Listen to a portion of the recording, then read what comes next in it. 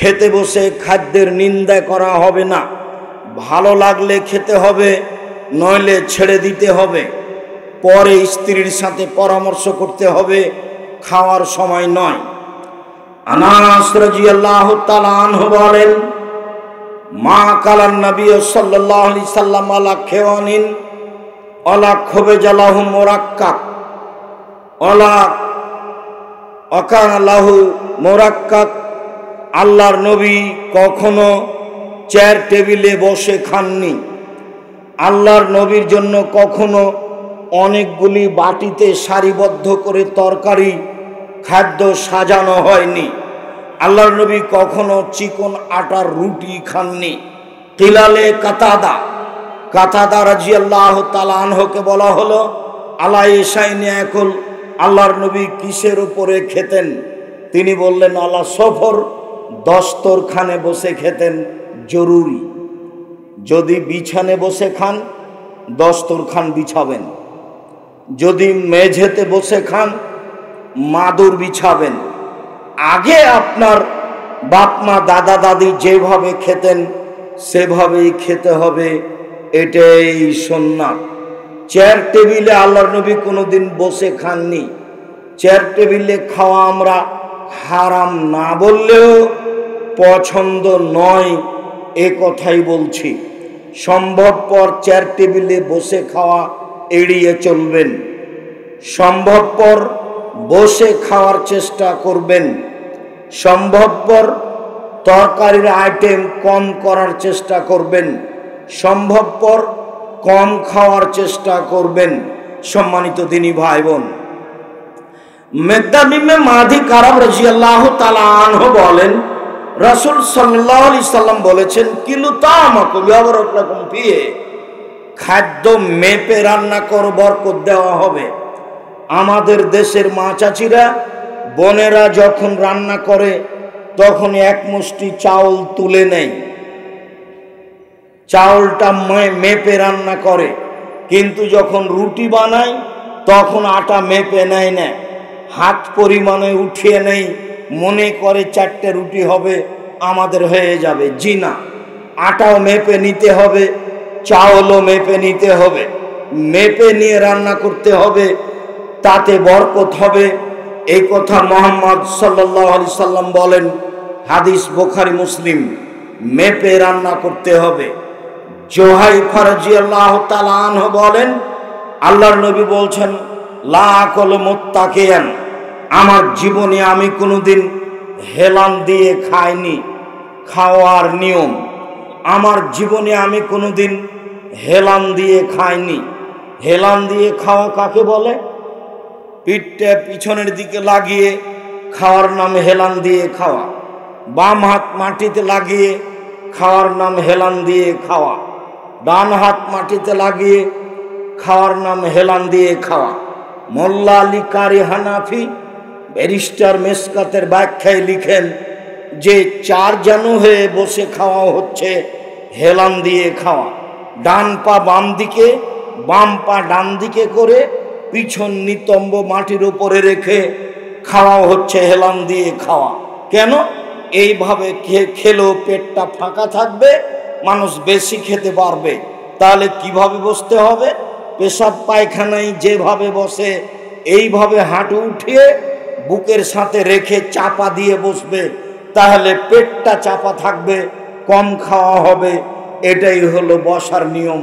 তাহলে আর হেলান দেওয়া হলো না, এই কথা তিনি বলেন। সম্মানিত দিনী ভাই বোন, আল্লাহর নবী হেলান দিয়ে খাননি এই কথা তিনি বলেন, আল্লাহর নবী নিজে বলেন। তবে হেলান দেওয়া কি জিনিস এ কথা তিনি বলেননি। বিদ্বানগণ বলেন, পিছন দিকে হেলান দেওয়া মানে হেলান দিয়ে খাওয়া।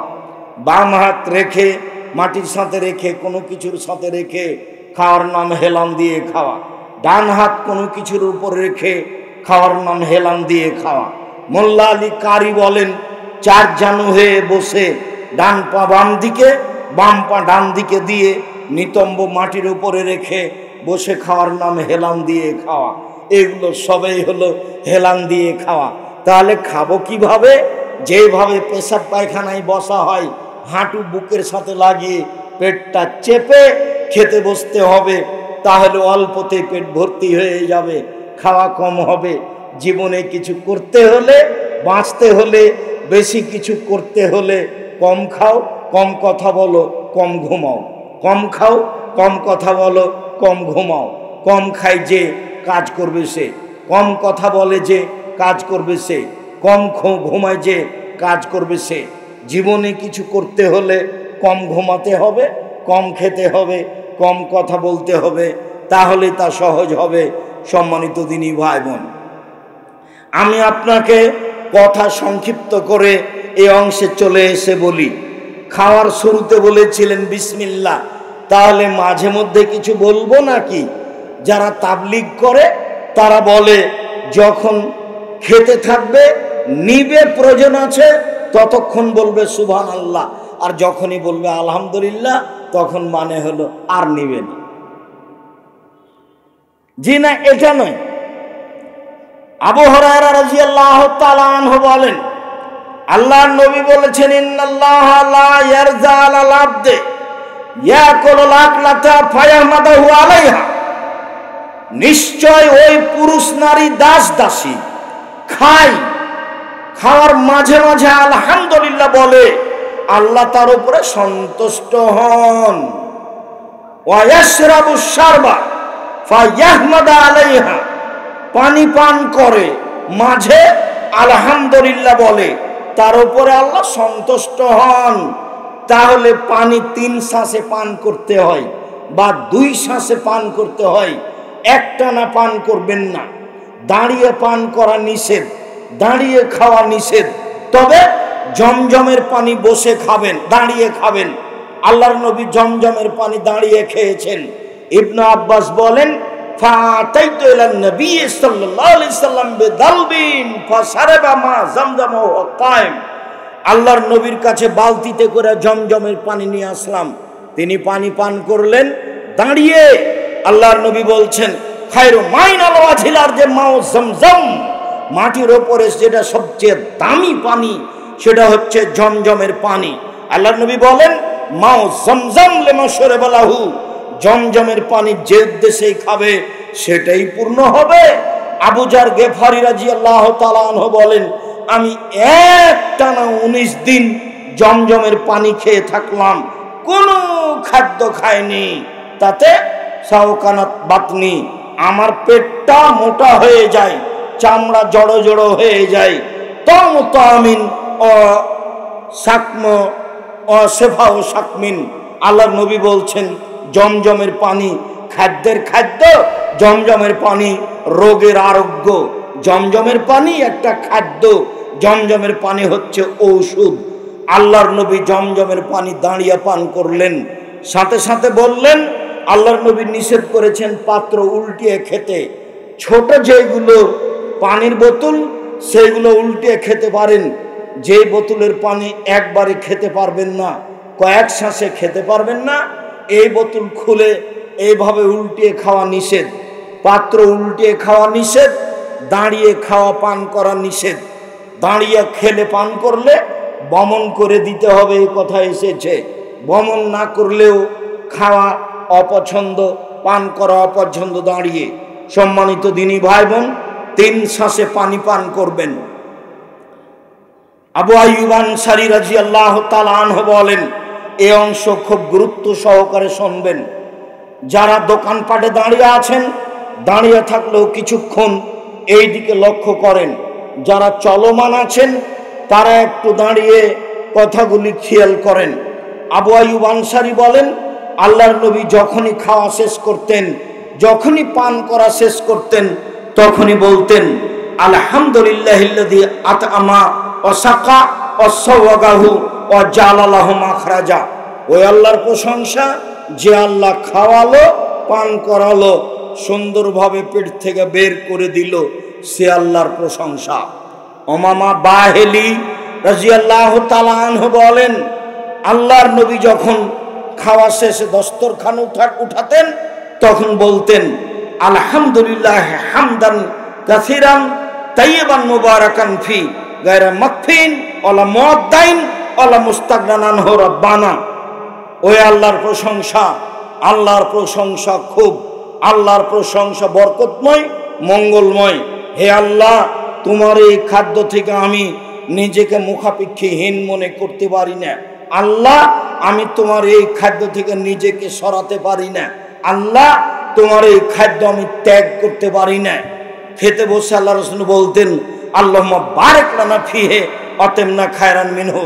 আল্লাহ, যে খাদ্য এখন দিয়েছো তাতে বরকত দাও, এরপরে যেটা খাদ্য দিবা সেটা তার চেয়ে যেন ভালো হয়। সম্মানিত দিনী ভাই বোন, আনাস রাদিয়াল্লাহু তাআলা আনহু বলেন, আল্লাহর নবী বলেছেন, মান কালা বাদাল আকলে, যে ব্যক্তি খাওয়া ও পান করার পরে বলবে, এখন যেটা বলতে যাচ্ছি এটা একটা ব্যতিক্রম দোয়া। খাওয়ার শেষে এই দোয়া পড়লে যে অতীতের সব পাপ ক্ষমা হয়ে যায়, এটা একটা ব্যতিক্রম বিবরণ।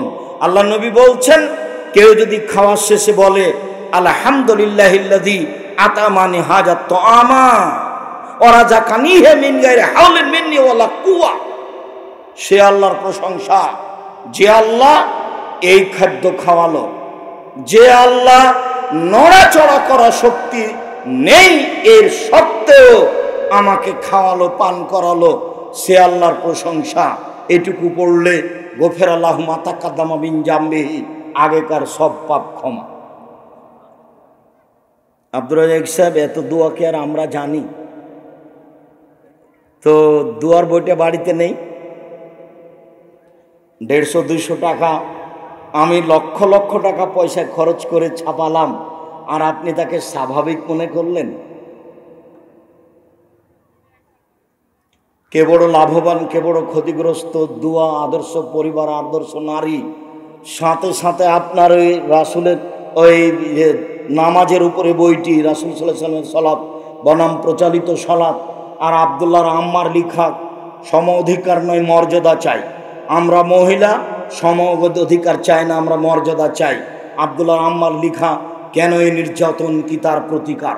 আমরা মহিলা মানুষ কেন নির্যাতিত হব, এর প্রতিকার কি হতে পারে? কবর থেকে মমর্ষ পর্যন্ত, মমর্ষ থেকে কবর পর্যন্ত তারই লিখা। বেগম রোকিয়ার সব কিছু আজকে মানুষের চোখে দর্পণে। বেগম রোকিয়া লিখেছে অবরোধবাসিনী, আমরা মহিলা নাকি অমরোধবাসিনী। তখন আব্দুল্লাহর আম্মা লিখেছে, কেন হব অবরোধবাসিনী, আমরা কেন অবরোধবাসিনী হব, বইয়ের নাম কেন হব অবরোধবাসিনী? আপনি দিনী বোন, আপনার জন্যই তো এসব বই পুস্তক ছিল। আপনি নিজেকে ভুল বুঝিয়েন না, নিজেকে মুসলমান মনে করে কাজ করতে থাকেন, বলা ভালো হবে। আজকের শেষ হাদিস, আজকের শেষ দোয়া দেখেন তো, এই দোয়া আপনার মনে আছে কিনা? আব্দুল্লাহ ইবনে বুসর বলছেন, আল্লাহর নবী আমাদের বাড়িতে আসলেন, এই হাদিসে যে কয়েকটা কাজ প্রমাণ হয় সবটা আপনাকে করতে হবে। ফাক্কাররাবনা ইলাইহি তুআমা, তিনি আসলেই আমরা তার কাছে খাদ্য পেশ করলাম, তিনি খেলেন। ফাউতিয়া বিত্তামার, তারপর তার কাছে ফল নিয়ে আসলাম, তিনি ফল খেজুর খেলেন। তারপরে পানি দেওয়া হলো, তিনি পানি পান করলেন। যখন পানি পান করা শেষ হলো, আমার আব্বা তার গাধার লাগামটা ধরে নিয়ে বললেন, উদুল্লাহ লানা, আপনি আমাদের জন্য একটু দোয়া করে দেন। তার মানে খাওয়া শেষে যাচ্ছেন, আমাদের জন্য দোয়া করে দেন। মনে হচ্ছে যেন সাপাহার কানসাটের 5 ওয়াক্ত সালাতের পরে দোয়া করে দিতে হবে বাধ্য। আল্লাহর নবীকে বলছেন দোয়া করে দেন। আল্লাহ রাসূল বলছেন, আল্লাহুম্মা বারিক লাহুম ফিমা রাযাকতাহুম ওয়াগফির লাহুম ওয়ারহামহুম। আল্লাহ, এদের তুমি যে রুজি দিয়েছো তাতে বরকত দাও, তুমি এদের ক্ষমা করো, এদের প্রতি দয়া করো।